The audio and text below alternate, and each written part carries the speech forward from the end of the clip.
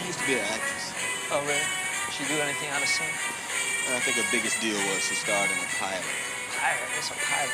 Well, you know the shows on TV? I don't watch TV. Yeah, but you are aware that there's an invention called television, and on this invention they show shows, right? Yeah. Well, the way they pick TV shows is they make one show. That show's called a pilot. Then they show that one show to the people who pick shows. And on the strength of that one show, they decide if they want to make more shows. Some get chosen and become television programs. Some don't, become nothing. She started one of the ones that became nothing.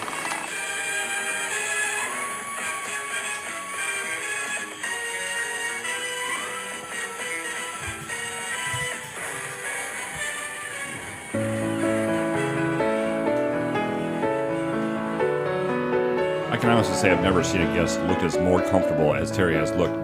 He is like, he's a pro now. He's an old pro. He's like, it's very comfortable. Welcome to Couch Pilots. All of you are my friends. It's the show that dares to fly into the unknown territory of awful television pilots of the past. My name is Jason, and with me is my 1-900 Wild Boy. It's Captain Philip Ressis here. Good evening, hello. And just to make sure everybody knows, the Wild Boys is not like the Proud Boys. There's a big different group. And it's also not like Steve-O and Chris Pontius. I don't know who those are. Those are the guys from Jackass who had the show called Wild Boys on MTV where they went around and like pulled the tails of hippos and stuff. I think that's what they did every episode. They would like pull animal tails and shit. My wife would not be happy if they pull a hippo tail. She loves hippos. They kill more people than almost any other animal. No, they look like the laziest, like sweetest things in the whole world, but they will fucking kill you. Oh, they're awful. Yeah, don't get up in there. Remember every time you saw like a picture, like in a book of a hippo, it had like those two big teeth in the front, right. But on the top they were like flat for some reason. Yeah. I don't think it was like that. I think they're pointy. I think they'll fuck you up. We when we went to the zoo, the Memphis Zoo, right? It's always when we go to the zoo, if they have hippos. I take my wife and I will sit her in front of the hippos and I will sit there quietly until she says she's done. She's had her fill because she loves them and that's her enjoyment. Does she extend that same thing to you when you go to the apes? Yes, same thing. I love that you guys have that knowledge of each other, that intimate love of each other. And so when we were at the Memphis Zoo, the apes were first, and I've never been so close to them. Most of the zoos I go to, they're really far away. Mm-hmm. They were not very far away at all. Is it like behind a piece of glass? You're like inches from them, or what is it? Well, there was a corner with some glass, but then there was an open thing, and they were you weren't that far away.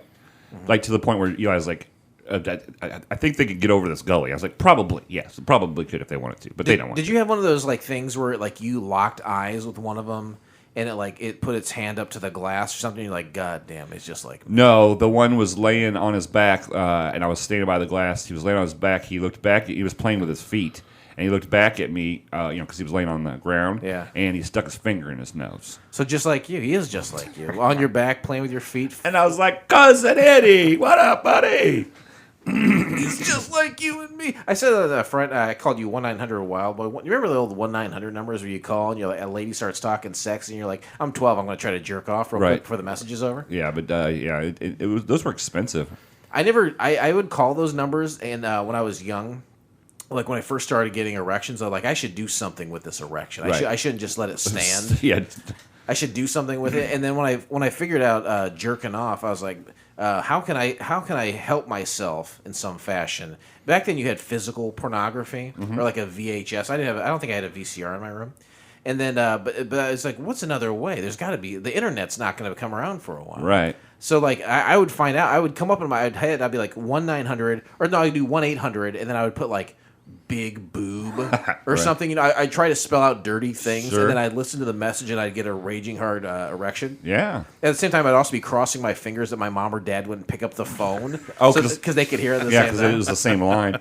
Yeah. A lot of times people joke about, we used to jerk off to the Victoria's Secret or the Sears catalog. I don't hear a lot of people talking about jerking off to 1-800 free phone messages before you put your Visa or MasterCard in. Yeah, that's nice though. There's a whole comedy minefield to be mined from. It's our comedy is groundbreaking. Last week we talked about fucking a dead corpse, and this was like, how fast can you beat off while you're listening to a phone message? Our comedy is groundbreaking. Yeah. That's right. Let's get our guest in. Speaking of groundbreaking, I really this guy. You don't know what hard times are, Daddy. Is killing it. It was on last week. We brought him back again, and he's my Moose fraternity brother, my brother from another mother, one of my best friends. Let's give it up for Terry. Thank you. You need to get you a nickname for the show. I've been called Monkey Man since I was 5. So Monkey Man? Monkey Man comes from my last name, Monks. Okay, I got that part, but yeah. I just didn't want to be racist and call you a Monkey Man. You know, my wife said the other day that she was. I hate to go back to my story from last week, but we were in Memphis and we were coming back from Beale Street, and we were all very intoxicated except the person who was driving. We did have a designated driver, and she said boot lips. She called somebody boot lips, and I was like, "Oh my God, I've never heard you call." And she's like, "I say that all the time." I go, "I've known you for 10 years. I've never heard you say boot lips." I'm not familiar with that phrase. Have I you heard don't that before, think. Terry? I don't think it's good. That's a new one on me. I don't think it's good. Very new. Boot lips. Who was she saying that to, and what was the I context? think the context we were all jammed in this car, and we're like sardines, and like somebody passed us like in a Camaro going like 150 on the freeway, and she said, "Hey there, knock it off, slow down, boot lips." I can see butt lips maybe, but I or don't know. booger lips. I think that's something Booger lip, yeah. Ernest P Worrell once said. True. Terry and I both have never heard of boot lips. Yeah, is it possible that she made this up in her intoxication? No, because the whole family was like, "Oh yeah, Uncle Jim says that for sure all the time," and I was like, maybe it's a Tennessee thing. Huh? "I don't know." Yeah. But speaking of Ernest, when I was in Memphis, you were at you and your podcast buddies that do the Ernest show, Dustin and Hoover Boss, went to Ernest Days, right? It was called Ernest Days, or It is called Ernest Day. I had mentioned booger lips before. Terry seemed to give me a nod of understanding and perhaps appreciation, but you remember the character of Ernest P Worrell? oh, absolutely. I'll give a quick rundown. I did a podcast called The Importance of Seeing Ernest, because I think there's a Shakespeare play called The Importance of Being Ernest. And, go ahead. What you got? No, that's what I thought you were getting at. That's clever. So the importance of seeing Ernest, as we said, what is everything that the actor Jim Varney had done as the character Ernest? So we found all the things, and we watched them all, and we had podcasts about each one of them, and it ran for about 2 years maybe, and then we ran out of material. And then we said, well, that'll probably just be that. We'll go on to a different show. But during that time, we had interviewed a writer for the Ernest camp. And we also interviewed John Cherry, who was one of the people who created Ernest. And he recently just passed away. But we interviewed him. And during that interview, he liked us so much that he said, while we were under the contract of Disney, we had to write a bunch of scripts and a bunch of ideas for potential Ernest projects as part of our contract with Disney, and all those things still exist. We will give those things to you guys, and we said, well, that'll be the new podcast then. Now, can I ask a question? I wish that you would. Was Vern ever? You never saw the character Vern. Okay. That is a very good and valid question. Vern is who, all in like the commercials and even part of Ernest Saves Christmas, he would talk to the camera in talk to the camera as if he was a person named Vern. Right. And I think even in the kids' TV show he would do that. Yeah. Now, I can't remember the guy's name, maybe Glenn Petak or something, but there was a guy who was maybe a cameraman a lot, but you never actually saw Vern. Yeah. You never did. That's a good question. Thank you. Anyway. Ernest P Worrell was my second favorite Worrell. Todd Worrell for the Cardinals was my favorite one. He's got so much knowledge about 1980s MLB. It's impressive. Yeah, it had to be the Cardinals too. So Well, see, you knew it was a Cardinal. Look at that. Anyway, So I'm sorry. Go. So you No, guys, it's fine. So we got we have binders full of Ernest ideas, and that's the new podcast. We've created a PG version of the old podcast that's called the Ernest P Worrell Preservation Society. I have to check that out. Well, me and Dustin and Derek, who are frequent guests of this show, we created this podcast, and we said, you know what? We found out that there's an Ernest Day in Tennessee. It's in Montgomery Bell State Park. It's where the film Ernest Goes to Camp was actually filmed. Now that's neat. There is so a lot of the fields, some of the lakes, a lot of the buildings from the movie are still there. And for the past 6 years, they've had 5 events. COVID, they missed 1 year. But they've had this event each year where you could go down, and some of the stars, the writers of the films will be there, and you can meet them. And you can go see the places that Ernest walked, where Ernest walked. And at the end of the night, they have a huge inflatable screen, and they show the movie on the grounds in which the movie was shot. It's kind of a cool event for people who like him. He's kind of a local hero. A lot of the people from the town reuse extras and stuff from him. I am going home and watching that movie. It's good. It surprisingly holds up well. I was not a guy who was a fan of Ernest, but I've been converted over the years, and I'm not an Ernest apologist. See, I was when I was little. I thought that, and Pee Wee Herman. Ernest, when the show ended, we were talking about picking it up and doing an Pee Wee Herman show. That would be awesome. I think it would be far less wholesome once you really dig into who Paul Rubens really is. Well, yeah, but just a side note, not to interrupt you, but boot lips is a racist term for an African American. So my wife is a racist. So was the guy driving by black? no, no, not at all. I don't. You don't know. He was going so fast, you didn't. that makes more sense. But I couldn't believe she said that. I'm sorry. I didn't mean to interrupt you. I had went to my computer by my hand here. Well, I can't wait till we have Molly back on the show and address that with us. Anyway, yes, this past weekend was the second time that me and my co-host from that show made the trek. I believe it was a 7-hour drive down to Burns, Tennessee. It Burns, Tennessee.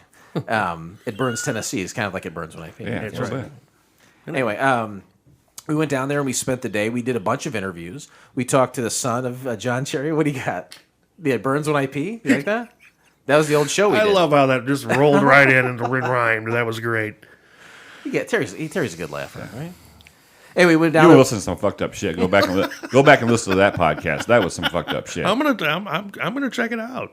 We went down. I got about 3 shows worth of content. I think we've interviewed about 11, 12 people. Wow, that's awesome. Including the son of John Cherry, who was in a few of the films and helped his dad with a lot of stuff in terms of making the Ernest projects. And we talked to one of the kids who was in Chip Osgood was the name of the kid. He was kind of the fat brainiac kid of the. You didn't call him that like when you were interviewing him. And actually, he's a very trim. He's a good looking guy now. But back then, he was a chubby teen, and he was in Ernest Goes to the Camp. And there's also a documentary crew down there making the definitive Jim Varney, Ernest P Worrell documentary, and we know those people. And we've worked with those guys before, so a lot of great things working together. We had a lot of fun.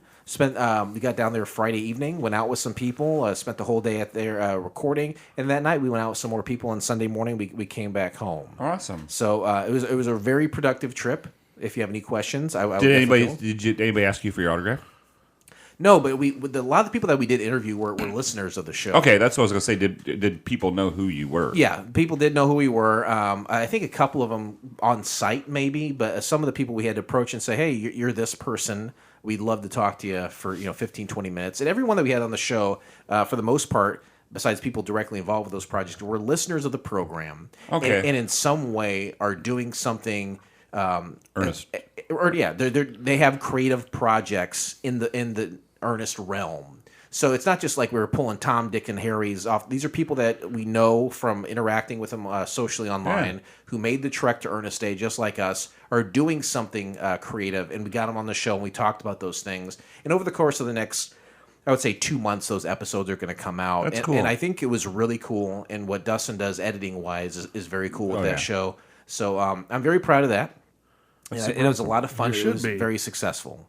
And you not only with your podcast, but this town, keeping it alive, and and what they did, that's great. Because like you said, that is a part of my childhood. I remember there's a guy who kind of hosts Ernest Day, and he's a local pastor. And he said about 5-6 years ago, he said, we do a monthly movie watching with our congregation. Oh. And he said, well, what's like a movie that's having like an anniversary? And it was the 30th anniversary of Ernest Day. And he says, well, you know what? The more I dig into this, the more I see it was made right here. Oh yeah, right where we are. Let's do something with that. So this pastor with his congregation kind of started this. He worked hand in hand with the park. Got a lot of people who were kind of still around involved, and it just blew up into this thing. I think this year was their biggest attendance ever, with I think over 1,000 people showed up. That's crazy. Which is really cool. It's like an Ernest cult. But honestly, back in the day, Ernest was huge. It was a big deal. Well, the thing that commercial on it, not just commercials and everything else, but he did. I think he did over 3,000 commercials. Oh yeah. It was all regional stuff. It's small markets. They probably had like 50 ideas for commercials, and they just recycled that shit over and over for different markets, and it totally worked for them. Sure. And the thing that really popped off Ernest, and this is the last thing I'll mention. I'm sorry to filibuster this time, but the thing that really took off took the Ernest thing to the next level was the Indianapolis 500. they went there and they would say, who are some people we should bring in that people would enjoy seeing? They say, oh, we'll bring in Mickey Mouse. They do a lap around the track with Mickey Mouse. Right. And the crowd's like, oh, we love Mickey Mouse. And then the people from Disney, the good people of Disney, the corporate guys, they're up in the stands. They're like, oh, that's good. Mickey did good. Then they bring Ernest P Worrell out. The people stand up and they do backflips. They go crazy. And the guys at Disney are like, well, I'm going to make a note of this. This is incredible. And then they sign him to a movie theater deal based on that. So he's a guy that holds some reverence in Americans' hearts from a certain time frame. Absolutely. And in some form, he still lives on. And it's a great honor for me to be a part of that show. I never suspected we would do things that we've done with it, but that is podcasting. Hey, is building experiences. And I will say that I'm glad I had that experience. And I'm glad I had the experience of sitting next to Terry today. Hey, did any romantic endeavors during the event?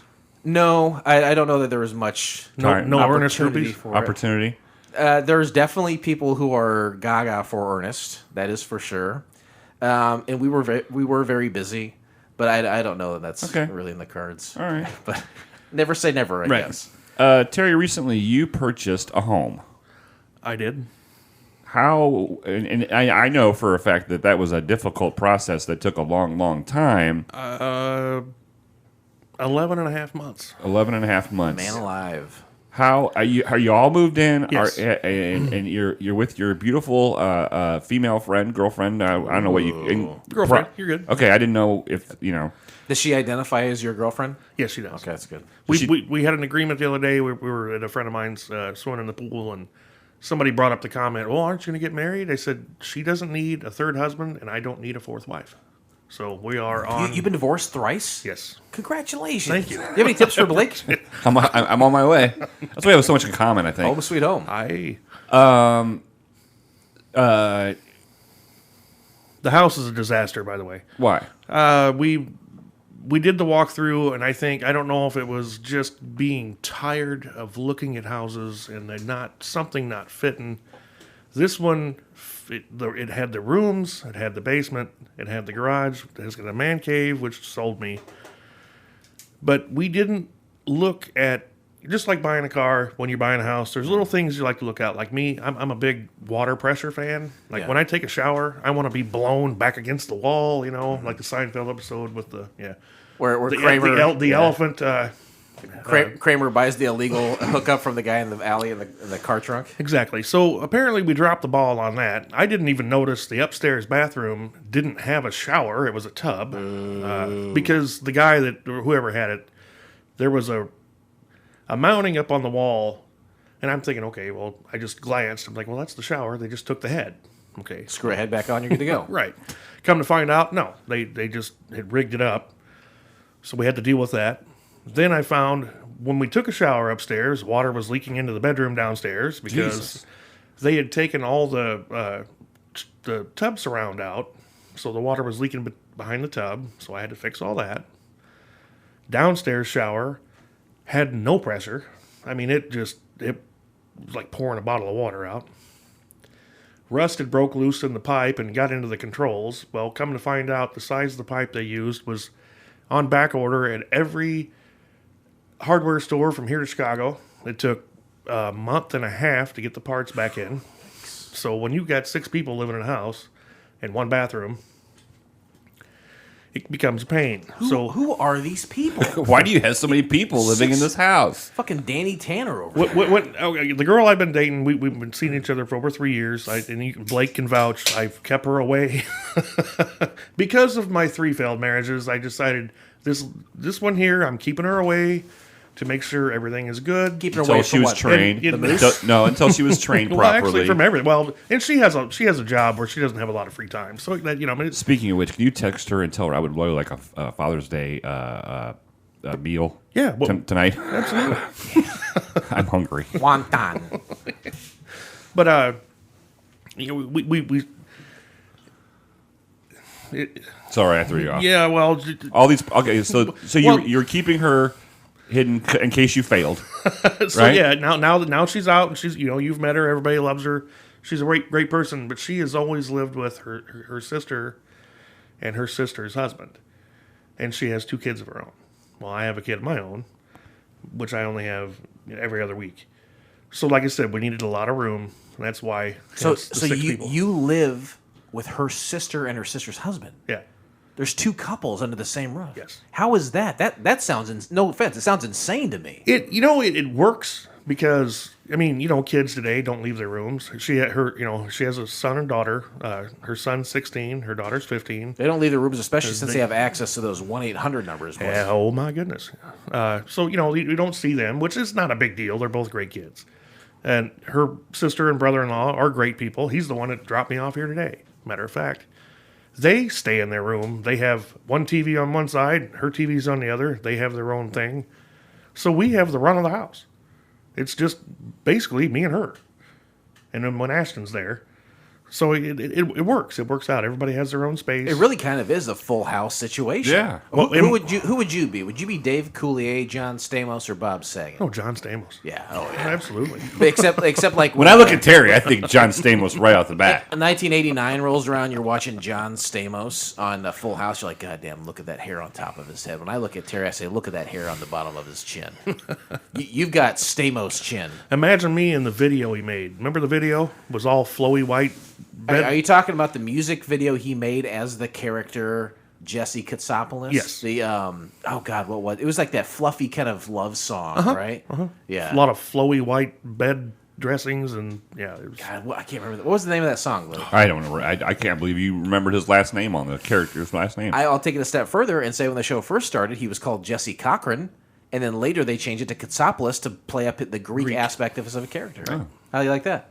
That's pretty good. I mean, I don't know. So Did you say cock ring? Jesse Cochran, that's right. So you're in this house. You and your girlfriend are committed now because you're living together. Oh yeah, it's balls to the wall, man. We're there. Whoa, there's a you gotta be quiet when you're doing that. There's other people in the house. They have hard hearing. Huh? They're hard of hearing. What? Yeah, right. That's good. So you guys can be as loud as possible. Yep. That's great.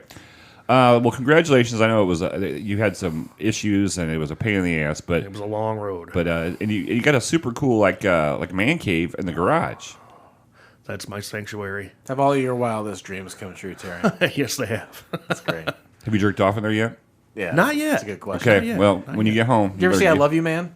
Yeah. Have I ever seen that? Jason Segel, he has this kind of like man cave area, and he's got like a jerk off station in it. Yeah. Oh, really? And Paul Rudd is kind of like off put by the fact that he's so forward with his jerk off station. Right, But he's like, we all do it. We all jerk off. This is where I do it. I have the Kleenex here. I have the lotion. It's good.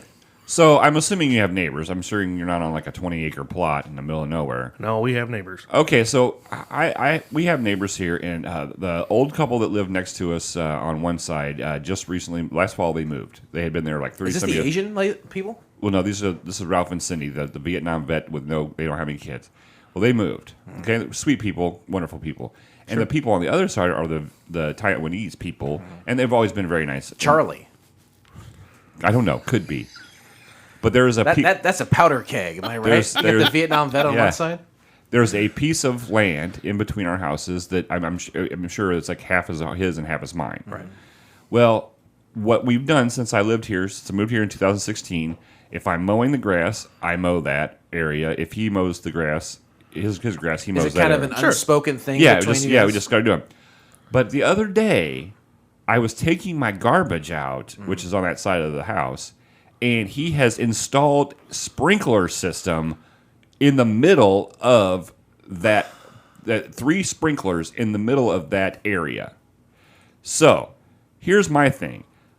And tell me if I'm wrong. In my opinion, I don't want to mow that anymore because now he's got a sprinkler system that pops out of the ground. I don't want to mow that because what if it breaks? Yeah. So, shouldn't he just take complete responsibility of that whole area now? 100%. I can't have a conversation with him because I can't understand anything where he says. Oh, where's he from? Is he not from here? No, he's Taiwanese. Oh, the new guy's Taiwanese? It's not new. We're on the other side of the. Oh, but okay. So okay. I disagree that you shouldn't do any. I think you need to have a conversation with him. I can have a conversation with his wife, but you need to figure out a way to communicate with these people and say where are these coming out. Maybe mark them. Because I want to continue to mow at least my half of it, but I don't want to disrupt what you're doing. You're trying to do something positive for yourself and your land. I don't want to mess with it. Tell me where it is. I'll avoid it, and then the peace shall continue. Well, a couple weeks ago, before I discovered the situation, he was out piddling, and I went over and I started mowing, and he kind of gestured like, "No, don't worry about it," or he couldn't understand what he was saying. Right. And I was like, "No, I got it," And then a couple days later is when I realized, so to me, he was kind of telling me, "Hey, don't mow this anymore. I can take care of it." Do you want to mow it? No, I don't want to mow it at all. But there is something that's like when he mows it, would he mow it all the way to your house? All the way to the driveway, yeah. Okay. Well, I mean, I did the same thing. I would always mow it too. I would mow his side of the house and the driveway. I do something similar at my house. What about just mowing up to where you think, do you know where they're at? Well, at night when they pop out, they go. Make a mark, and on the sidewalk or something, he'll just mow up to them, and that'd be it. I'd have a conversation with him. Next time he's out. I believe but it. you're also watering this is going to make it grow even more on my side of the fucking yard. Well, okay. Well, I would say I see both your points, but I do understand, Jason. I just need to talk to the guy. Yeah, I would. For me personally, I like my lawn like I like my fingernails, painfully short. I keep my yard pretty tight, and so I mow part of my neighbor's yard. But it's because it butts up to my driveway, right? And they're never in the side yard. Their side yard's like 3 feet. So I was like, you know what? I just mow it all the time, no problems. It cuts into their grass a little bit, but it's also kind of a nice tip to the cap to them saying, hey, maybe it's time to mow your fucking grass, right? So what I would say to you is, if he lets it grow to a length that you're not happy with, then I would go over there and talk to him. And if you can't understand him, say, hey, you know what? You speak English far better than I speak your godforsaken language, but I can't understand you. Can I talk to your wife or someone? I really want to get this out so we're both happy. Having some sort of open communication with him. I never had a problem with the guy. It's going to be the only way. They're a nice family. I've never had a problem with them. Right. I just think it's weird, like that. Why didn't you say, "Hey, I'm gonna install a sprinkler system in the middle of our yard"? How do I know it's on his side? There's one thing where he could give you a heads up. If it's in his property, he absolutely does not need your permission. He doesn't have to, no. But it affects my property. You should open the door of communication though to make sure everyone's happy and there's no passive aggressiveness. You could deal with this for years if you let it. Yeah. You could fucking squash it tomorrow if you're so inclined. And I believe in Blake Clayton. All right. Well, thank you. Just the smile, I think. His smile. His smile speaks 1,000 words. Exactly. Speaks 1,000 words. Boot lip is not one of them. That's so insane. Definitely not tagging that word in this post. Hey guys, happy 4th of July. It's the 4th of July today. Did you know that, Terry? No, I didn't. When's the last time you went to see a firework? Actually gone? Yeah. Or no, it's been forever. I don't like fighting the crowds. I went a couple of years ago, but my daughter's getting to the age where it's like she's doing stuff with her friends and stuff. Sure. But like every year we would go together. And I think last year was the first year I just stayed home and didn't do anything because she was off with her friends. And I want her to have that experience. Sure, but like, sure. I'm at a point now where it's like I don't know what to do with myself. You know? We always go with her parents and her Yeah. family, and and there's been times where we have went to like the Chiefs game instead. Okay. And she likes to go to the Chiefs game. Do they usually have a game on the 4th of July Yeah. or something? Have a Yeah. little fireworks show? Yeah, or and then you can see it from The local baseball team, the Peoria Chiefs, Yeah. for those listening. A surprisingly nice stadium for the Peoria area. Oh yeah, it's a very nice stadium. Dozer Stadium. Expensive as hell. Yeah, O'Brien Field. What was it called before? Pete Vanaken Stadium, right? Vanakins. Yeah, that's Yeah. right. That's right. Well, today we discussed the pilot episode of 905 Wild from the year of our Lord, 1900 plus 75. Now that was a great year. Yeah, great year, 1975. What time? When did it air? When did it air? That's a great question. I believe it aired on March 1st. Oh, so 14 days before my birthday. So I was still -0. I was just 0. You were 0. You were -6. That's right. And you were -3. Two. Two. -2. Wow. Great. Great work, everybody. Math. We are very good at math here. Let's talk about some things that happened in 1975. Let's go back there. In our minds. Say that with us, won't you, Terry? In our minds. Ooh, I like. He brings the bass to it. I like that. That was good. That was great. That was harmony. Thank you, really Terry. good. It was the best it sounded in a long time. Yeah. And to do that, we'll talk about some things that happened in 1975 so we can get in the proper mind frame to take in information about 905 Wild, digest it, and ultimately regurgitate in some fashion information about it, because to do it any other way would be uncivilized. Right, because the time of this aired in 1975 versus today, a lot of things have happened in the world. There are a lot of those things that we have now that we didn't have then. There's a lot of things we had then that we don't have now. True. And so you can't judge these pilots. And we've been doing this for 35 years. Yeah. We've been judging pilots for 35 years. We are knocking on 350 episodes, folks. Ooh, and one of the things that we have focused on from day one is to not judge these on today's standards. Not fair. In 1975, on March 1st, definitely in 1975, you didn't have Blake Clayton. I mean, come on, guys. It was a dark world. It was a dark world. We also didn't have drag racing. Can't do it. We didn't have drag racing in 1975, Terry. You can look bewildered all you want. You mean professional? No, just in general. We didn't have... RuPaul is a guy that dresses like a lady. Does a good job of it. He's a beautiful woman. This beautiful woman. That man is a beautiful woman. You said drag racing. Right. Hell yeah. Drag racing. There was no such thing. He's going to fight you on it. You know, the big tires in the back, little tires in the front, big engines. We didn't have that in 1975.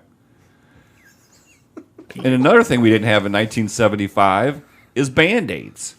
Before 1975, if you cut yourself, you were lucky if you got a dirty burlap sack ripped and tied around it. Gangrenous. Gangrenous, yeah. Yeah. You know, we didn't have Band-Aid. I tell you what, we did have Farm Aid. You guys are blowing my mind. Thanks to John Cougar Mellencamp. Or John Mellencamp. What's your favorite? Because in the beginning he was John Cougar, then John Cougar Mellencamp, then just John Mellencamp. What's the best version of those three, Terry? John Cougar Mellencamp. You like the whole thing? Yeah. You like, give me three names like you're a goddamn presidential assassin. Damn right? Skippy. Yeah. I tell you what, Pink Houses, that was John Cougar. Oh. You know, My baby. is a cry baby. She sits on my lap and balls. My baby is a top mechanic. She works with my nuts and tools. She'll do. She go down. One of my favorite John Cougar songs. I'm gonna go early John Cougar before he got all political and an activist. I think Scarecrow was the first album. He was John Cougar Mellencamp. Scarecrow was... Hell yeah. Yeah. But I've recently went back and listened to his last couple releases. Yeah. And I'm just like, just go home and fuck your famous wife. Does he have a famous wife now? I know he was dating Meg Ryan. Yeah, they're back together again. Oh, they're back together? Yeah. Good for Thank them. God. Oh, Yeah. yeah. I keep up on the stars. I do another podcast on top of the Ernest one and this one. It's called Radio Rewind, and we recently just started talking because it came onto the charts as we do the show for John Mellencamp's "Hurt So Good." Yeah. Come on, baby, make it hurt We all love so it. good. But are you going to come on that show? Sometimes Will you come on that? Anytime I'm asked. Thursdays? You're not good right now for Not you? good on Thursdays. Okay. We'll figure it out because I want you on. You're a guy who's got a great musical knowledge. Thank I you. want you on. Terry, not so much. No, we'll have you on, Terry, if you want to come on. It'd be fun. I think it'd be a lot of... You have to come to my house, though, which is off-putting. My house is not for everyone. Would you say that, Blake? It's eclectic. Yeah. Oh, well, hey, I've never been... A lot of jars of my own urine In Ziploc bags with feces. with feces. I was picturing a lot of Kleenex on the floor. It's my payday wrapper. That's right, yeah.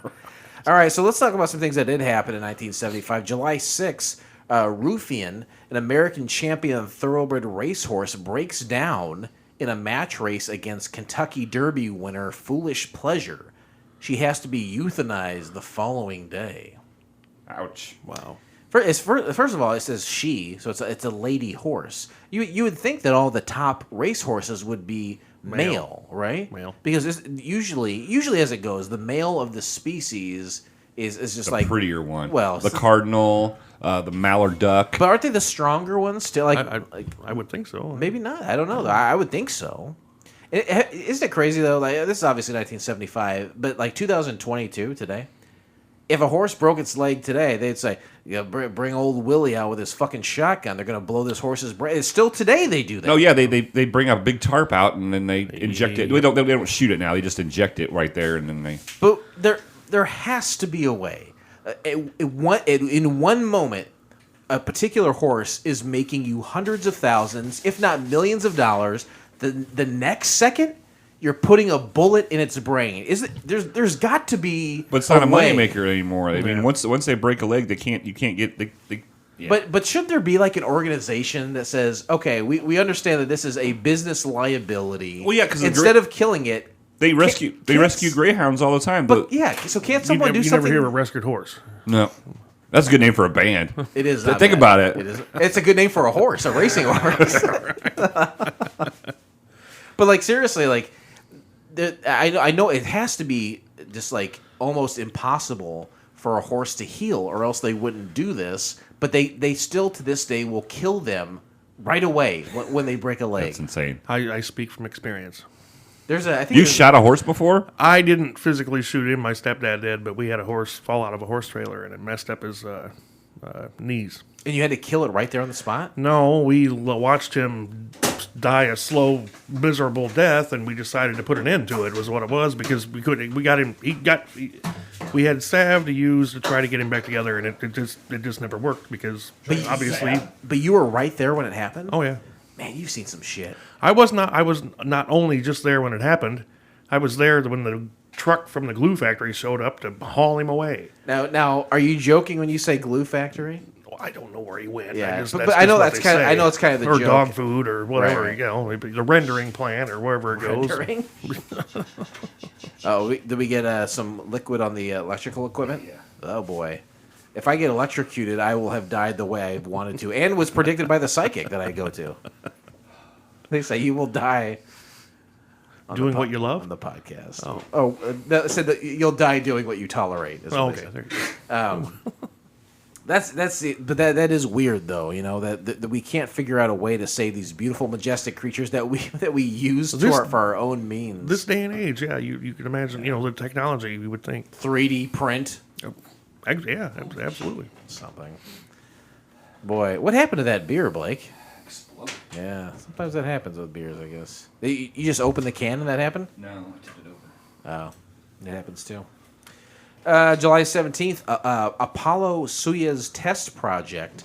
A manned American Apollo spacecraft and manned Soviet Soyuz spacecraft for the Soyuz 19 mission dock in orbit, making the first such link-up between spacecraft from two nations. Blake, tell me what you know about docking. Well, it's when you put one penis, you touch another penis with it, and put the foreskin over it. Yeah, Blake is using a blanket to clean up beer, is what happened there. But I had that joke set up for him. Shame on me for not timing that correctly. That was pretty good. You've heard of that before. You've heard of like docking sexually, right?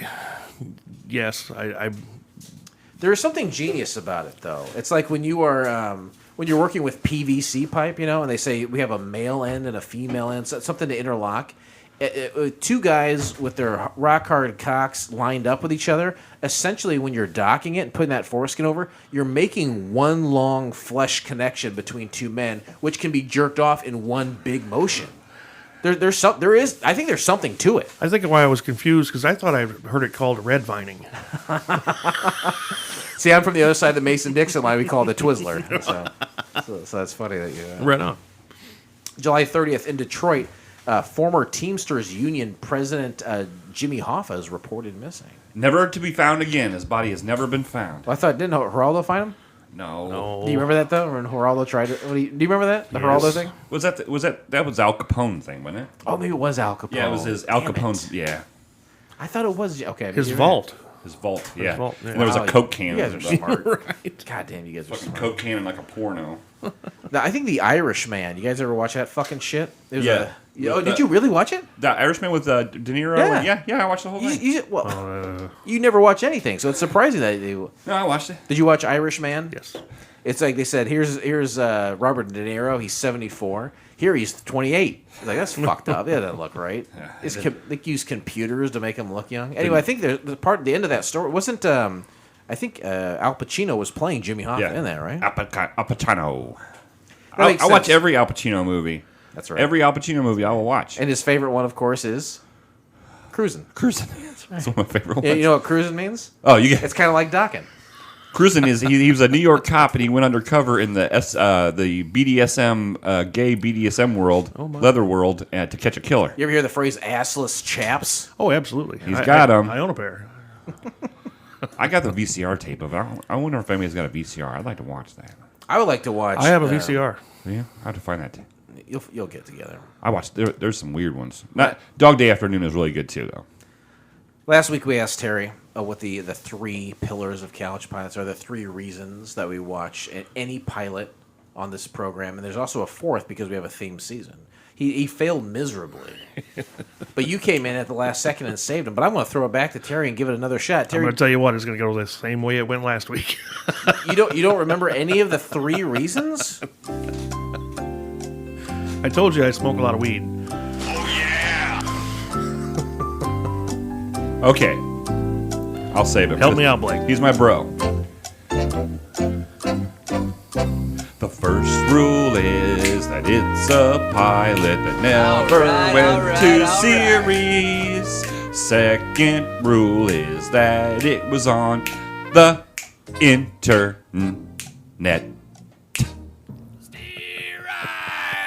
The third is it was free. And the special 4th is that it was a pilot that was a spin-off of a show that was already successful. Again, boys and girls. Oh, God, I love Miley Cyrus. God, when you play that clip, right? Play that clip of Miley Cyrus again. Which one? The Miley Cyrus clip. God, she's got a voice like an angel. You gotta love the voice. You gotta love that voice. Is that the most Miley Cyrus thing you've ever heard, Terry? Oh no, he plays my favorite Miley Cyrus song every time I see him at the Moose. Rockin' in the USA or whatever it is? No. Party in the USA? That's one, but no. Probably Wrecking Ball. No, it's the duet with Wrecking Ball. No, it's the duet with what's her name? The duet with what's his Wrecking name? Ball? Anyway, I digress. Yeah. It's obviously my favorite song. I don't know the name of it. Yeah, no shit. You can find the entire episode of 905 Wild by subscribing to Couch Pilots at SoundCloud, Spotify, Apple Podcasts, or your favorite podcast app of choice, and then simply click on one of our classically blue links in our show notes. Or download the app for Daily Motion. Terry? Check out all the commotion. Flight attendants. Terry. Yeah. Check out all the commotion. Check out what? Check out all the Can't commotion. do it. Fuck. I didn't hear what you said. I'm not going to war with this guy. I'm going to get a shot. Hey, buddy, over there. What? Too late. Never mind. Fuck me. Can't put me on the spot, man. I know what you're I talking know. about. You don't handle pressure well. No. Do you crumble under pressure? I have terrible anxiety. You don't feel anxiety when you're here, though, do you? No, Like, trust me, I'm totally. Did you take any medication before you came? Yes, I did. Okay, good. Drugs. We smoked drugs before he came in. Smoke weed every day. I feel like attention. A lot of attention is given to people with anxiety these days. I think it's almost a testament to like we're running out of problems. So we're finally able to focus on mental health issues, and that's becoming a big. There's more alerts and more shining on those problems. Do you think that's a fair statement that people are more aware of that kind of stuff these days? I think a lot of people are more aware, but I think a lot of people use it as a crutch too. I mean, I've suffered with it my whole life. Now I understand it because back in the 70s and 80s, it was shut up, you'll be fine, walk it off. Yeah, suck it up, bastard. Yeah, suck it up, Bitch. But even watching my son go through what I went through, now I can see it and we understand it more. Mm-hmm. I can help him. It helps me. I hear a lot of people in our age range. They're like, I have anxiety. I have a lot of anxiety. Where do you think that comes from for people who say that? I think it's in the food. I seriously, 20 years ago, I think you would have been laughed at. Yeah. But I know you would have. But that's what I'm saying. Even today, I don't think. I mean, like I said, I'm glad it's diagnosed. I just think it's over-diagnosed. Mm-hmm. But you think it has something to do maybe with the food? What we put preservatives or chemical sprays? I think it's chemtrails. Chemtrails, you think so? Well, and I think there's an overabundance of babying going on. Yeah. Do you think a good name for a stripper or maybe even a horse would be chemtrails? Reminds me of that stripper at the Fuzzy Hole. Oh, she was stink trails. Stink Oh trails. my! Little Oh, green waves following her. Ugh, it was on my shirt. It was on that shirt right there. It wasn't green at all. It was brown. It was a brown, and it was on that shirt. Summary of the pilot. The staff of local Los Angeles Animal Control Department office assist Fire Station 51 in Rampart Hospital on some animal-related emergencies. Now, this is from the pilot. The television show was called Emergency, right? Thank you. Yes. I'm sorry. No, you're absolutely right. We are in the middle of the summer of spinoffs where we look at spinoff television shows. And yes, this is 905 Wild was the name of an episode that was a potential spinoff from an existing successful series called Emergency with an exclamation point at the end. Yes, an emergency where it followed 2 paramedics and a hospital. Yeah.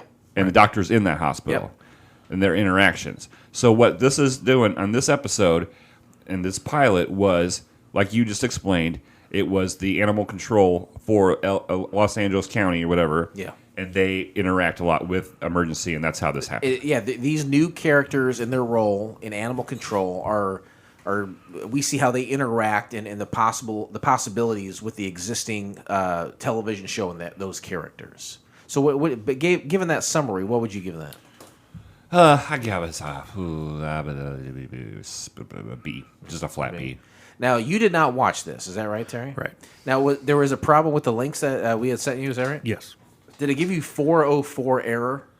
No. It kept going to the Ironside link. I don't know why. Both of them. It went to 2 different. All I did was episodes. forward your email. All right, there you go. All right. It could have been my error too. I have fat thumbs. Well, thank you for joining us anyway. Glad to be here. But Feel free to comment whenever possible. You don't have to be quiet. feel free for interesting facts, too. Ladies and gentlemen, welcome to Interesting Facts. This is the part of the show where Jason has scoured the internet to find facts about this pilot that you may not know. All we ask is that you please keep your opinions of these facts to yourself. Don't taint someone else's experience, or we'll shoot you like a horse who had a broken ankle. And I've done it. You don't know what Terry was there. I was there. He held up the tarp. Terry, you look deep into his beard, and you know that he's seen some shit. Oh yeah. Eyes, into his eyes, I'm sorry. Interesting facts. Behind blue eyes. Ooh, mercy. That was a terrible horse, by the way. I've heard you do much better.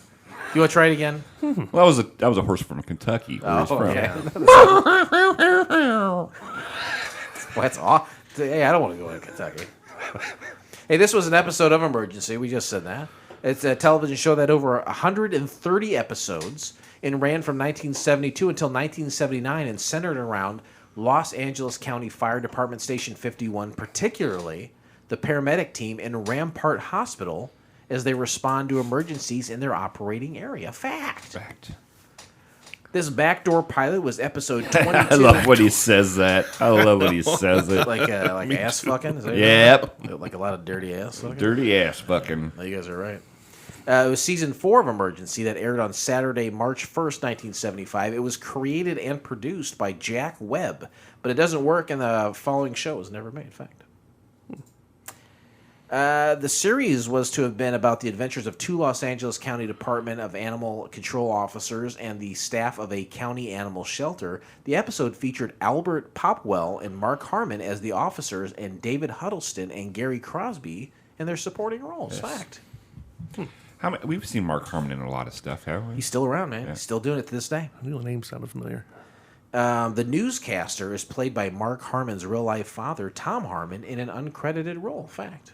Huh. Can you put a face to Mark Harmon? Do you know who he is today and what he's done? I hear the name and it rings a bell, but no, I can't. I got a computer, so he was either in like 1,000 episodes of NCIS or one of the IS. CSI. Okay. Well, I get those. I never watch any of those. I get them confused, but I know they're about investigations. Right. Mark Harmon is a star of one of those shows. It has been for years. Oh, that's why it rings a bell. There he is. Boy, what a handsome boy he is, isn't he? Oh, yeah. Yes. That brought it all back right there. The first and only time. Back when Mark Harmon was Marky Mark, this is how he used to make the party start. He used to tip in with CSI. Is that it? Yeah. Can't do it. The first and only time a Rampart Paramedic Communications Station is shown to be on wheels. Starting in Season 5, the equipment was placed in a separate room. Fact. Those are for diehards of the emergency show. Only episode in the emergency series where a main character, Nurse Dixie McCall, is shown smoking. Julie. Oh, yes. Thank you. Smoking in a hospital. Yes. Julie London was a heavy smoker in real life, in case you are deaf and did not hear her voice. Yeah, she was hot, though. Hey, get over here. Hey, let me suck you off. Let me get your blood pressure. The old opening for Emergency that was used in the first 3 seasons was used for this episode instead of the new opening, with the biophone voiceovers that were used in all other episodes of this season. End of Interesting Facts. That's a deep cut. What you just said about the...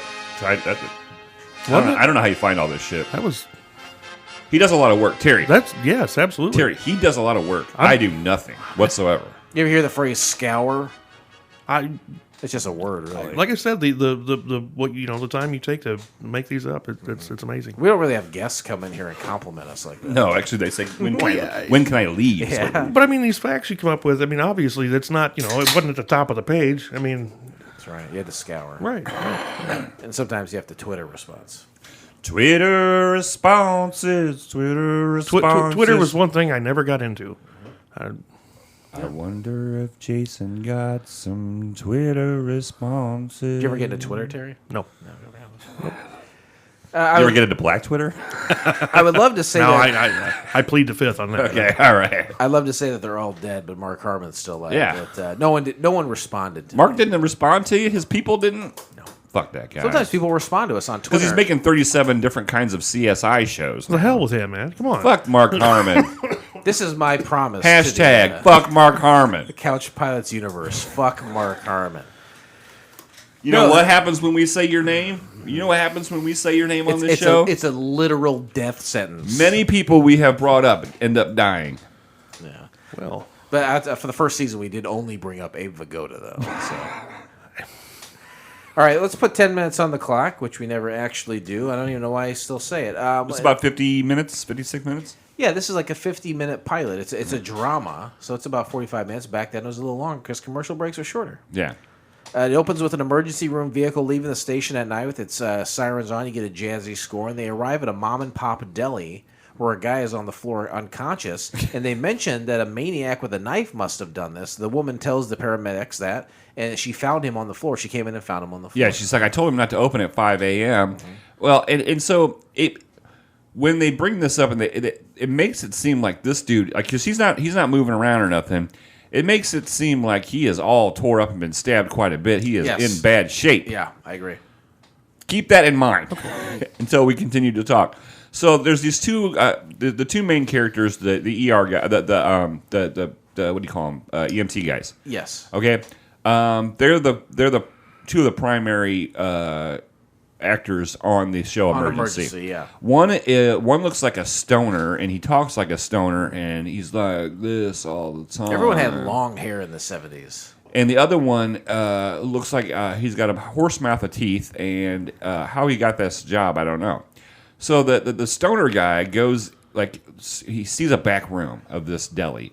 He goes back there, and he's looking around, and he closes the back door. And I'm like, why are you touching everything? There's evidence. Why are you touching everything? He's tending to the guy on the floor. He looks up, and he sees some movement in a curtain. He's like, I'm going to go investigate, right? Right. He goes back there, and this is like the back storage room, and he sees blood on the freezer. It's kind of dripping down. Yeah. And the camera slowly pans up to the top of the freezer. Oh my God. And you see a fucking tiger. A very, very real tiger. Very real tiger. Eating a big old raw steak. And he's just the way we like him. Is that right, Jerry? Absolutely. And I'm just like, Bloodier the better. So I didn't know that this was about the animal control people. I don't do any research. I don't know this. That's right. You don't do anything. And I'm just like, holy shit, there's a fucking tiger in this show. And I'm like, where? So they get up, and the emergency worker, he gathers everyone up, and they leave. yeah, and the guy just gets up, and he barely has any blood on his arm. The guy who they're there to attend to. Yeah, he was supposedly unconscious. So they get out, and he's like, hey, make sure you got to call animal control. It's a 542, and we got a tiger. And so, cut to the two main characters, Mark Harmon included, and they're animal control. So they're tending to an old lady who is sure that there's some kind of beast in her attic. Or someone like breaking in, even like a person. I thought she thought someone was cutting a hole in her roof. And it comes out to be they climb up this ladder and there's 14 kittens and a mama cat. Yeah, they get them down and and all the whole time she's kind of talking shit to them and to the policeman. being a real pain in the ass. And she's like, "Oh, I guess you're just gonna go now." And we're like, "Who's gonna put the ladder away?" And the cop's like, "Well, we're gonna put it away because we got it out." Just fucking figure it out, you old bag. And she's like, "Well, it goes in the garage." And the cop's like, "I know. We brought it out. We know where it goes." So there's this they have to go. The two guys have to go. The animal control. They're heading to this tiger thing. And we get back to the deli, and there's about 47,000 cops there. The police have assembled out front. And one of the head cops he's got a rifle ready to go. He's gonna shoot this tiger. They're prepared to euthanize this animal for sure. And so finally, Mark Harmon and his black cohort come. His black cohort kind of reminds me, just like, yeah, man, we're gonna be fine. He's pretty chill. He's super chill. He's a cool dude. He's like, I bet that's about a 450-pound tiger. Right here, we get we are treated to the full emergency intro. And it's funny too because even though we get a full intro, which even an interesting fact that they were using an earlier version of the intro, we do get to see Mark Harmon and this black dude. We get their faces are in the intro. A lot of times during intros, it'll say guest starring. It'll have the people's names, but their faces and there are visuals interjected into this intro. And the same way with the vet and the guy that's in charge. Yeah, so the full gamut, like they are where normally you would see the guys from just Emergency. And they show all those, and then they go straight into showing all these other characters. Guest stars, credits only, but we see their faces. So Animal Control arrives. And they identify the tiger as a Bengal, and they say, we're going to figure out a way to get this thing out alive because we don't want to kill it. One officer and one animal control guy enter through the front door. The officer's got a shotgun. And I like that when they entered the door, they turn off the music in the store because I thought it was the music, just like the soundtrack of the show. Right. And that the characters couldn't hear it, but we could. But they could hear it, and they turned it off. I did kind of like that. And for like the next 10 or 15 minutes, they're slowly and methodically following this tiger with multiple times to shoot it with a tranquilizer. It is a fairly slow scene, but they're like, we've got this tiger on set. We've really got to make use of it. Right. It was really cool because there's even a scene where the black guy's like, I think it went up into the ceiling, so he starts climbing up there, and then he's face to face with the tiger. One time toward the beginning, the tiger attacks him. He gets tackled by this, and it is real. Whether it's that guy or not, there is a real person being tackled by a tiger. And the cop didn't shoot it. Yeah, at that moment, you think you'd be like, you got to save this guy's life. I got to save this guy's life. Unbelievable. It was pretty cool to see a real tiger, though. Well, it was pretty cool to see a real tiger until... Okay, so we'll get to the end of this segment where they're methodically chasing this tiger. Over rooftops and stuff, yeah. And... They shoot it with a tranquilizer. They shoot it with a tranquilizer gun, and the footage that they have is obvious that there was a real tiger that was shot with... Something's up, because his back legs go out, and they tranquilized a real tiger. They were playing fast and loose with animal laws back in the 70s. But that's the one thing about this whole episode, and I'm going to go ahead and say it right now. I think this is one of the reasons why this show didn't work, is because of the potential danger for all animals. Animals and actors. At the end of the credits, it says many animals were in fact hurt during the making of this show. It was insane. So they tranquilize him. Everything's fine. They get him back to the vet. The vet's like, "Oh, well, this tiger's fine." There's a couple scenes where this tiger is in the vet's office, and sometimes it is tranquilized. They have a tiger on a big metal slab. It's a real fucking tiger. It's pretty wild. The tiger's inspected, and the doctor there says it's mistreated and it was underweight. And then he says, we got a coyote that's about to be released here. A fox, a bobcat, a mountain lion. A young lady comes in about the tiger, and she works for someone named Emil Gower, I believe. And it belongs to that guy, Emil Gower. And it's at this point that we get some exposition from the doctor when he explains about all the different wildlife that they encounter. There's a lot that they encounter, and a lot right in that office. And I think it's even in 1975, it's really a good explanation of why these wild animals in Los Angeles, why animal control is very important in Los Angeles is because we built these cities, we built all these roads, we built all this thing, and we've taken these animals out of their habitat. And then we're freaking out why they're in our area when they want to be where it's the only place they know. Right, yeah. I thought that expose was very good. I really did. Yeah, you're right. That is good. Well, thank you. Our two main, and also with you, thank you. Our two main dudes, Dave, and I don't know I didn't get the black guy's name, but Wes. I think it's Wes. Okay. Well, they head to the Gower Sanctuary. It sure as hell ain't boot lips, I tell you. Hell no. Jesus Christ.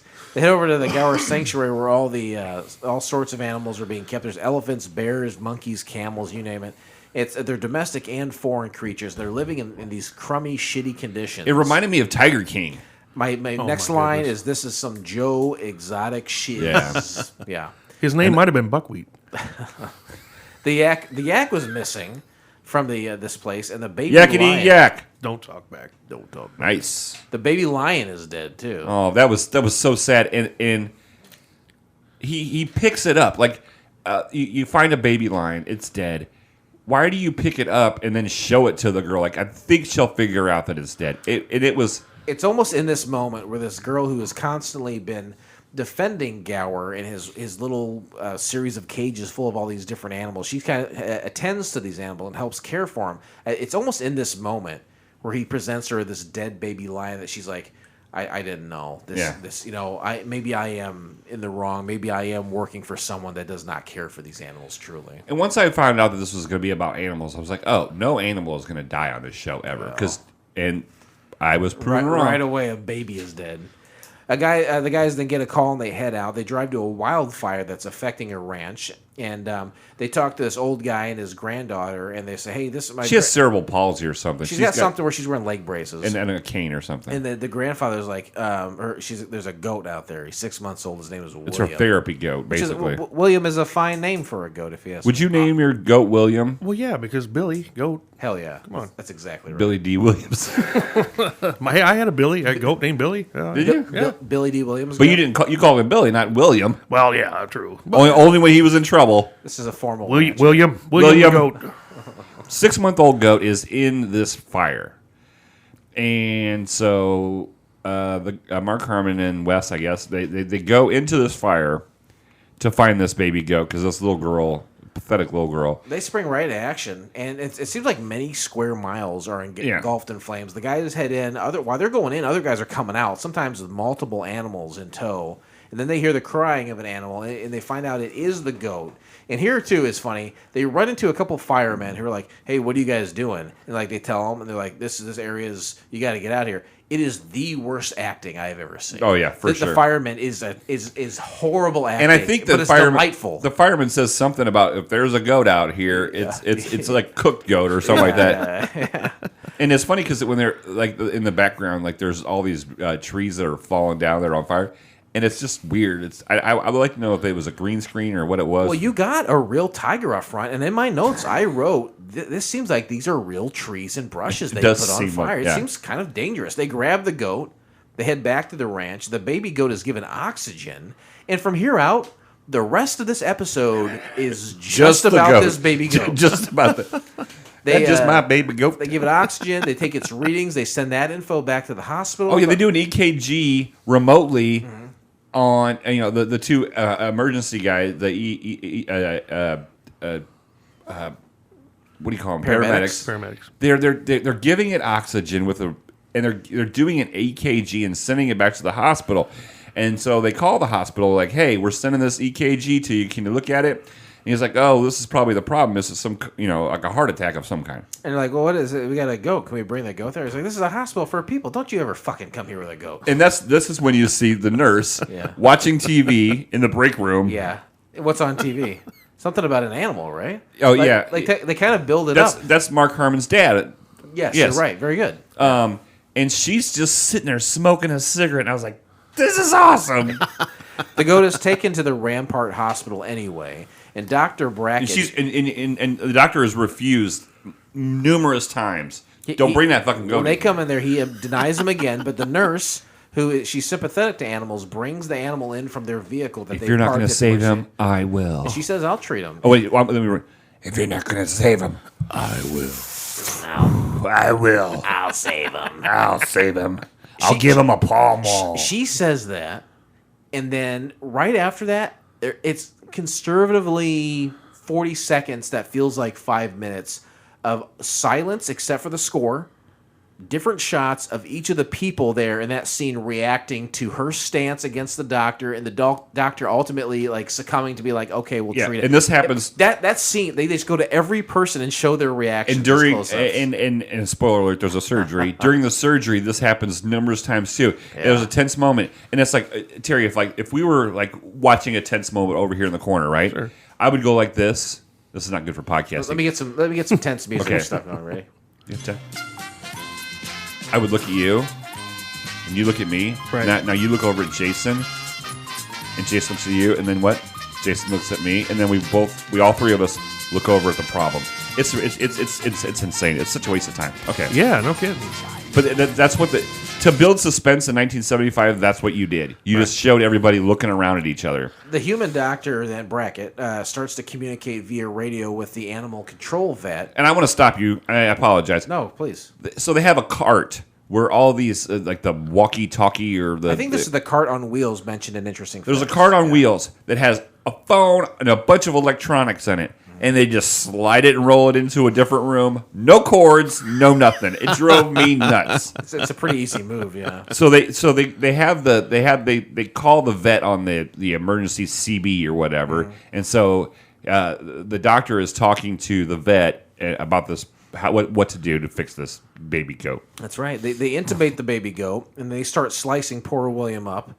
And it should be noted that the doctors are not wearing masks or gloves, and they allowed absolutely anyone who wanted to be in the operating room to come in the operating room. Yeah, there was in the middle of this operation, there was probably 17 people that could watch. You guys need to get in here and watch this. Come on. Oh, shit. You guys want to see me do a baby goat? Right. There's a lot of spoken jargon that by the doctors to each other that really eats up a lot of time, and us as the viewers. Unless maybe you're an avid fan of emergency, we don't know what this jargon means. No, there's a lot of medical jargon for sure. And let's see here. The goat operation seems to take forever. Yeah, it does. And there's a lot of staring at each other. And they're trying to create a lot of tension doing all this. Okay, here's who's all in the room. The surgeon that said, I don't want to do this. Yeah. The nurse who smokes. Mm-hmm. The other surgeon who was made fun of by the surgeon. The 2 EMT guys are in there. The 2 people from animal control in it. And guess what? There's just a random fireman who cut his hand and said, "No, you take care of this goat before you worry about my hand." And he's watching. He was not introduced at all. This is the mustache guy, right? Yeah. Yeah, that guy was just hanging out. So there is like 15 people in this room. Well, he had to wait because they had no Band-Aids. Maybe you know what? That's probably. You know what, Terry? That's. You know what? I'm going to give Terry a Terry bump. A Terry bump. Terry bump. Good job. Because on the next episode we'll rate our guests, so I'll give you a Terry bump. All right. They wrap up the operation. It seems to have been a success, and it could only be a success because you're not going to start a show with a pilot that fails in their operations. You know. Right. Anyway, when they're done, though, each of these doctors who've been communicating, please have a beer, by all means. Each of these doctors who are communicating with each other separately to their own team off the radio says, "Boy, oh boy, I'd like to meet that other doctor." Well, why don't you call him? Well, they're probably too busy. Okay, so now you. And then, what's that? Then the other doctor says, "I would sure like to meet that doctor." Well, why don't you call him? Too busy, probably. They say the exact same thing. And it's supposed to play out that way. Sure. It's fine. Back at Animal Control later, it's been confirmed that the tiger is going to a better facility to be taken care of. And also, William, the goat, is going to be returned to that little girl. And also, all the doctors from before, they did finally get together, and they're all commiserating in the other room. And then Shaggy the yak is found. Yeah, we forgot about that Shaggy the yak was missing. Jesus. Please remain Jesus. seated as we are now. Zoink, Scoob! Whoa! 905 Wild.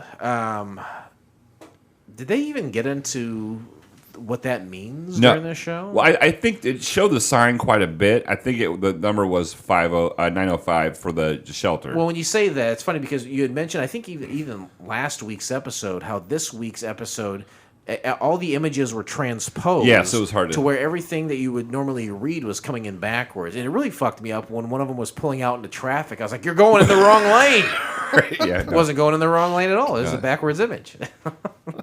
So 905 Wild, is that the phone number they would dial locally to get them? Area code? Well, it's just Wild. So you're missing 3 digits in there somewhere. Still, if it was just 905 Wild. So is it locally the phone number, or is that like a code you would put in 905, like the emergency code or something? I see what you're getting. Instead of 911. Yeah, I don't know. I don't know what that means exactly, but it was obviously a reference to those guys and what they were doing. Right. But why didn't this show work, Blake? Terry has no idea. He didn't fucking watch it. Okay. Lazy bastard. No. There's a couple reasons, in my opinion. Yeah. It didn't work because it's going to be super fucking expensive to have. Because if it's a show about animal control, you're going to have live animals all the time. Right. And especially wild in the title. Yeah. So that's a huge part of it. I also thought there's a lot of risk involved having tigers and fucking crocodiles. Probably eventually is going to be, you can't have a 6-month baby goat every time be the innocent little, In Hollywood, they say don't work with kids, don't work with animals. Also, I would say nobody wants to watch anything about animal control. I mean, I have to agree. You're watching firefighters, right? My wife loves to watch that firefighting show. She beats Chicago. off on it. I don't know, she beats off her all the time. Chicago Fire. Yeah, something like that. And she also loves the cop dramas. She loves them, right? You say cop ring? Cop ring. Okay. She loves a good cop ring. Yes, that's called a callback. But I know that my wife would. If my wife would have watched this pilot and saw a baby lion dead, she'd be jacking off she would again. no. She would no. She doesn't want to watch. Even though on television, like I said earlier, 90% of the time they're not going to kill an animal, but she still So she would. You not. can't have the sweet without the sour. Some animals got to die eventually. Yeah, there was a sour right in the middle of this. I was just amazed this fucking tiger was real, and they fucking threw a dart and hit that tiger. Pretty wild, right? Because I mean, there was a lot of footage of that tiger once it got hit with that dart, like not being able to walk and then eventually falling to sleep. In a perfect world, I'm thinking that tiger is just getting tired. And he's just taking a nap. But No. But at the very least, when they are in that vet office, that tiger had to have been knocked out to be on that slab, and that messed with his mouth at one point. And the goat too. The goat had to be knocked out for a while to make all that footage too. If nothing else, can you imagine the tranquilizer budget for this show? Why do you think it didn't work? Because Terry didn't fucking watch it. First of all, I don't like that kind of language. Second of all, I would say that it's how many harrowing situations can you really get into with animals? If it's real to life, it's a guy with like a hook and a net sweeping under someone's porch trying to get a raccoon out of there. Ricky was the raccoon's name Ricky? Rocket Raccoon. Oh, Rocket Raccoon. But I mean, You don't remember the race car driver Ricky Raccoon? No, I don't remember that. He was a drag racer. RuPaul.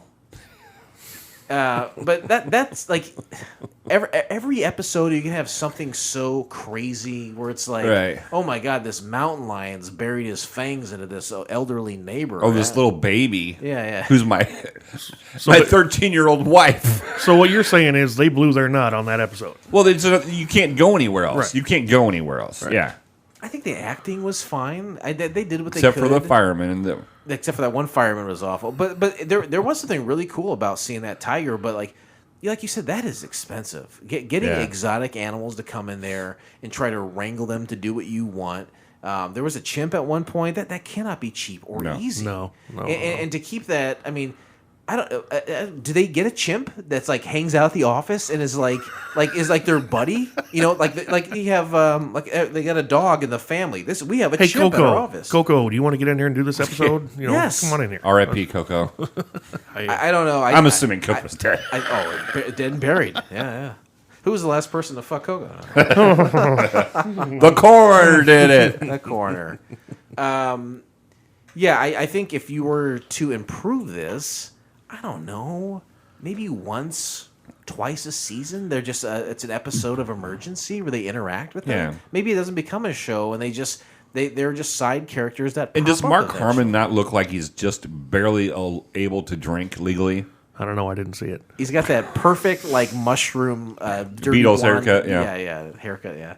But if it had survived, I think you need to. There's a limit to what it can go to. There's definitely a limit, and then once you hit that limit, is it even interesting? Yeah. I don't know that it is. Ladies and gentlemen, as we start our descent, please make sure your seat backs and tray tables are in their full upright That's position. Molly saying that, gentlemen.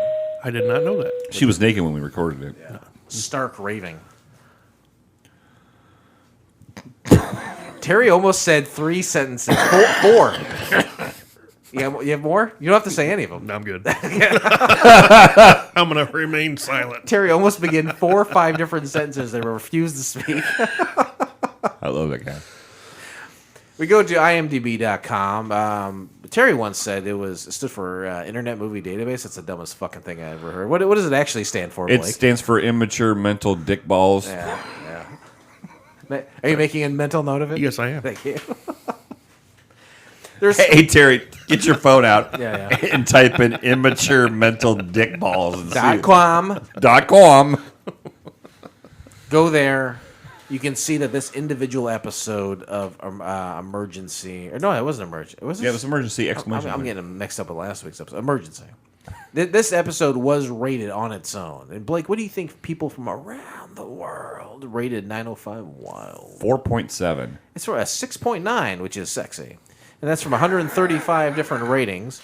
We take a look at people's some reviews that are written. 1 out of 10 scars. Emergency, jump the goat instead of shark. You see what they're doing? Clever. If there was ever a need to air a show like this, I think it could have been done on some Saturday morning show for adults to watch. It is the best, is a test of patience and agonizing to the eyes and ears. I think they were trying to launch a TV show about animal control. It didn't work.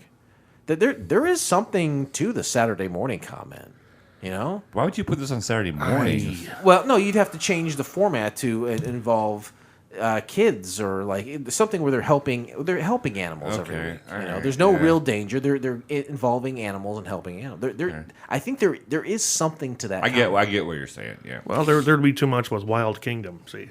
Yeah, like seriously, you turn on like NBC or something right now on a Saturday morning. There's like 3 or 4 different animal shows. I mean, that's kind of a testament to people it wanting makes to sense. see that. We'll give it to the guy. 9 out of 10 scars girl. from a son of an animal control officer. That's interesting. Okay, this might have not been the best of the best emergency episodes ever made, but knowing what animal control officers go through on their day-to-day workload, this was close to some of the adventures my dad had gone through working in the city. And during the pilot, they do talk about, like, toward the beginning, Wes and Mark Harmon are kind of talking about how, like, people shit on them, you know, and just think they say cats and dogs Right. when, so Yeah. there's some testament to that. Absolutely. 4 out of 10. It's a struggle. It feels unfinished, forced, and a little desperate. Shooting an episode to highlight animal control is admirable, but I think they overshot the ship with plot and dialogue. The stage shots of the little girl crying, worried looks of the dog catchers, and views of Roy and Johnny staring into the distance are just a little too much to take. I actually feel sorry for the actors on this one. Could a vet show have worked? I think so, but it needed more research and time dedicated to it instead of chopping it into an episode of Emergency. Yeah, what do you think? Yeah, it makes sense. Last one here we'll do here is 3 out of 10 scars, a miss on several levels. The tension seems forced throughout this very long, slow hour. It's impossible to imagine sustaining a level of interest through multiple episodes of a series. I think that's probably about right. You doing all right over there? Doing good. Ladies and gentlemen, welcome Very to good. FCF Airport. How long are those paydays going to last? Not After he smokes weed tonight, not very long. Please remain seated with your You don't smoke. You vape or you have edibles or edibles don't work. I can't vape. I don't trust that. So you smoke it like a real man. Absolutely. Good God. Old school. I was talking to someone. Smoke weed every. I know that because you've whacked a hitter right in front of me. I was talking to a guest for a previous guest. I won't mention who it is. But I was like, you love drugs? He says, I love drugs. I said, do you go to the store and buy drugs, or do you have a guy? He says, I have a guy. I was like, well, it's legal now, you know. But he's like, no, I like my situation. I have a guy. I volley that same question to you, Terry. Do you have a guy, or do you go to the store? I go to the store because my guy doesn't do it anymore. Yeah. I think that's... He retired. Yeah. Well, I know before you were saying, you know, people have anxiety perhaps, or there might be certain mental illnesses based on the weird genetic fucked up shit we do to food that's out there. But at some point you got to say, there's this guy, he lives in a trailer and he's selling me weed, and I don't know what the fuck is happening in that trailer. Right, you don't know where it came from. But if I go to the store, it's next to the Planet Fitness, you know? And I buy drugs there. It's like the government has said this is okay, and it to some degree is regulated. I assume Regulate. That's It is Mount up. heavily regulated. From the time that seed goes into the ground, it has a UPC mark. Does it now? And it follows it through the grow, through every process until it's in that store. I did not know that about that. I didn't know either. They follow every plant. Knowing that whole process is in play, does that make you feel better about what you're buying and ultimately ingesting? No, because I never had a problem. I've never bought anything that was laced. I've never had a problem. I've always had good people that I buy from. So I've never had a bad experience. So I wouldn't, I couldn't say. So why do you buy it from a store now? Is it just because the other guy doesn't do it, or do you feel like you want to follow a legal process now that it is legal? Oh hell no. No, just because my guy dried up. So Did he dry up because it's legal now? I think that was some of it. Yeah. I feel like we got all the information we need. Yeah. Good Thank job. you for being so open about that, Terry. There's millions of documentaries, but the last one I watched, they were talking about the regulations and how why it's legal was because they follow these processes. Okay, makes sense. Just like like they want to say with your food, they follow the steak from when they butcher the cow to however, like the USDA. I've been butchering a cow for years. High five that shit. You had referenced Seinfeld earlier. Oh yeah, and there's an episode of Seinfeld where Kramer becomes hip to recycling cans and the money that he can make from it.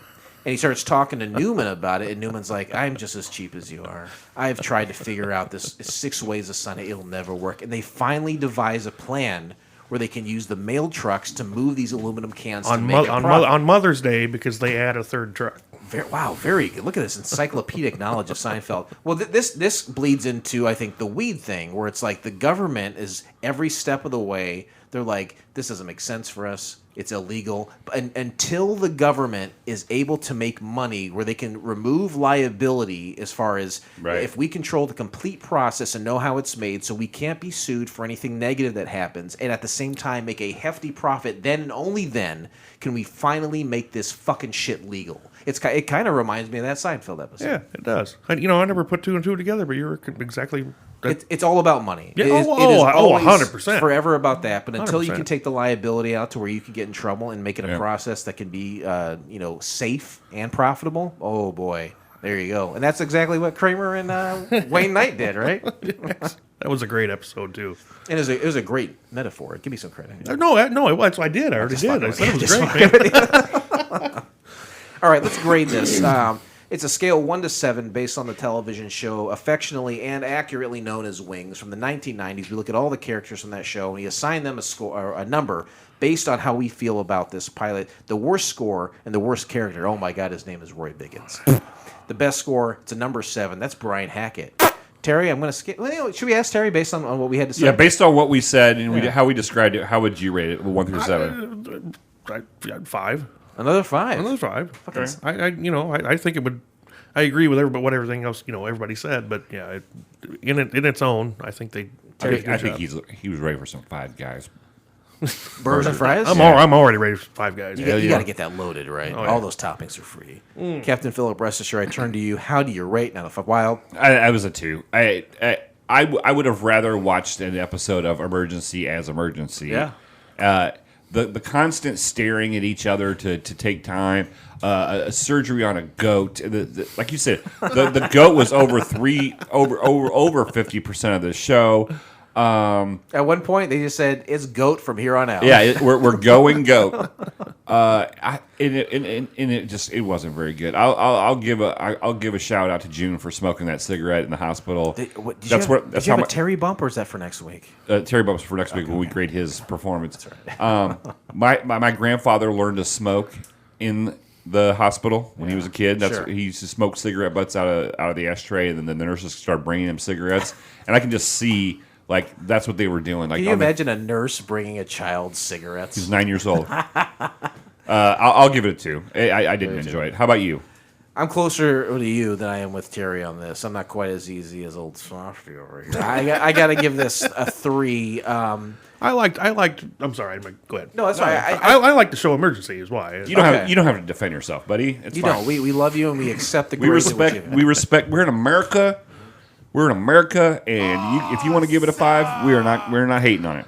Can't do it. I can't do it because I say this is a 3. It's there's some good performances here. It would be interesting to have a show where you're interacting with animals, but it seems like they're not doing it in a way that is respectful to the animals, tranquilizing these things, utilizing them for the screen. And I know that's a thing that maybe wasn't as present in 1975 as it is now, and it's hard to get in that mindset exactly, but in the pure entertainment factor, how believable is it that we're going to be interacting with all these crazy animals every week and the insane things that problems they cause that they need to solve? Yeah, it's a little out of the realm of possibility to the point where I'm not in the world of emergency where the suspension of disbelief is in play. I feel we're outside the realm of that with this spinoff, and I give it a 3. You give it a 2, and Terry, for whatever reason, is giving it a 5. But that's fine. We shall close the book on 905 Wild, and we'll never speak of that show again. But join us next time as we continue to march on with the summer of spinoffs as we watch the pilot episode, Blake, of the Castaways on Gilligan's Island. Here's a little something to wet your whistle. The castaways finally get permanently rescued, and they turn their island home into an exclusive resort. You can find the entire episode of the Castaways on Gilligan's Island by subscribing to Couch Pilots on SoundCloud, Spotify, Apple Podcasts, or your favorite podcast app of choice, and then simply click on one of our classically blue links in our show notes, or go to YouTube, Blake. You know what to do, Tube. What do you think about that? I love YouTube, and I love Castaways. I didn't know there was a possible spinoff for Gilligan's Island. I think it's going to be great. I cannot wait to see Mary Ann. I've missed her so much. What a babe. God damn, what a babe. We lost her in the past couple of years, I think. R.I.P. Bob.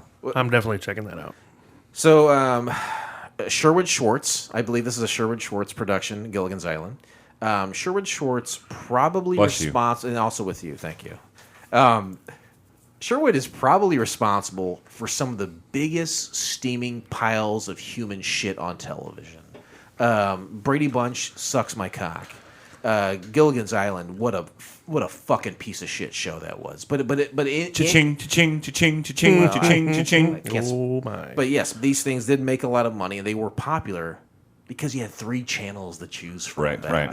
Right. And in some way, they were like, let's make it family friendly. Brady Bunch was a huge phenomenon. But you go back something and like watch a phenomenon. Something like that. LL Cool J, am I right? Ladies love Cool Terry, as far as I'm concerned. It's called Monkey Boy, or whatever the fuck that was. I will never call him that in public. Terry Monk. It seems so racist. Yeah.